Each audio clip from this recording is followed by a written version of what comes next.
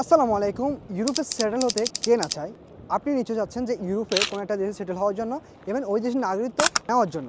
আমি আজকে এমন একটা দেশ সম্পর্কে বলবো যে দেশে আপনি 1.5 বছরের মধ্যে সেটেল হতে পারবেন ইজিলি। ইভেন হচ্ছে কি আপনি এই দেশে আপনি যেভাবে আসুন না, আপনি পানি পথ দিয়ে আসুন, আকাশ থেকে পড়ে আসুন, বৈধ অবৈধ যেভাবে আসুন না কেন, আপনি মাত্র 1.5 বছরের মধ্যে আপনার সম্পূর্ণ ডকুমেন্ট তৈরি হয়ে যাবে। আপনার এখানে আপনি একদম সেটেল হয়ে যাবেন এই দেশে। ইভেন আপনার ডকুমেন্ট তৈরি হওয়ার পর আপনি 5 বছরের মধ্যে আপনি সেই দেশের নাগরিকত্ব অর্থাৎ লাল পাসপোর্টের মালিক হয়ে যেতে পারেন।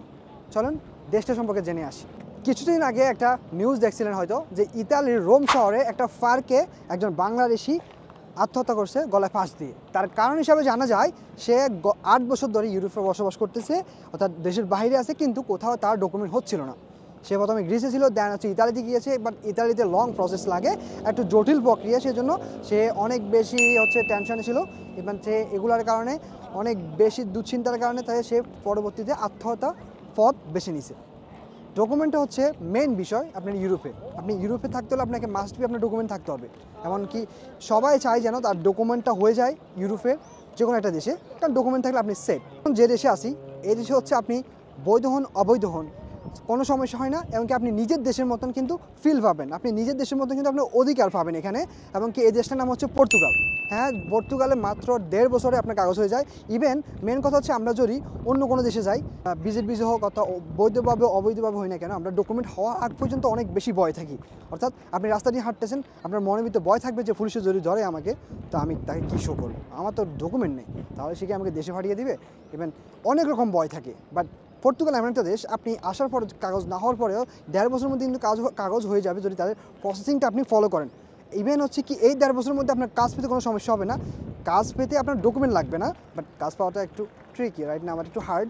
এখানে হচ্ছে মেন ডকুমেন্টটা হচ্ছে মেন। ডকুমেন্টের জন্য সবাই প্রথম হচ্ছে আপনার পর্তুগালে আপনার মনে করেন আসলেন, এখানে আপনার ডকুমেন্ট নেই, বাট আপনি স্বাধীনভাবে চলতে পারবেন, পুলিশ আপনাকে কিছু বলবে না।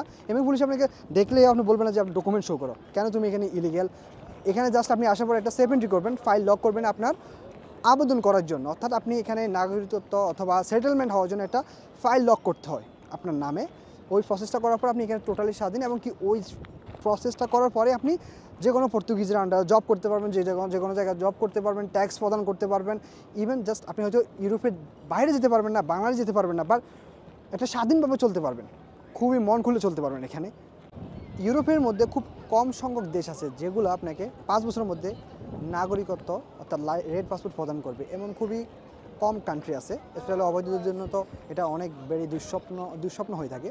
বাট পর্তুগালে আপনি 5 বছরের মধ্যে ইজিলি আপনি হচ্ছে রেড পাসপোর্ট, যেটা তাদের নাগরিকত্বর জন্য আবেদন করতে পারবেন, এটা পেয়ে যাবেন যদি তাদের প্রসেসটা ফলো করেন।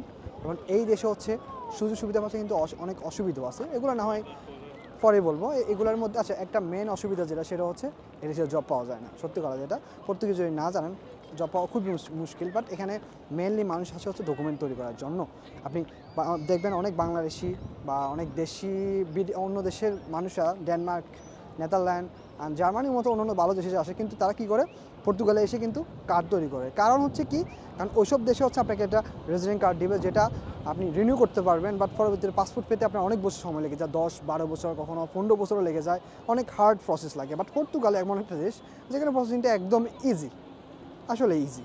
পর্তুগাল সম্পর্কে যদি আরও অনেক কিছু জানতে চান, তাহলে আমার চ্যানেলটা এখনই সাবস্ক্রাইব করে রাখেন, আর ফেসবুক পেজে ফলো দিয়ে রাখতে পারেন।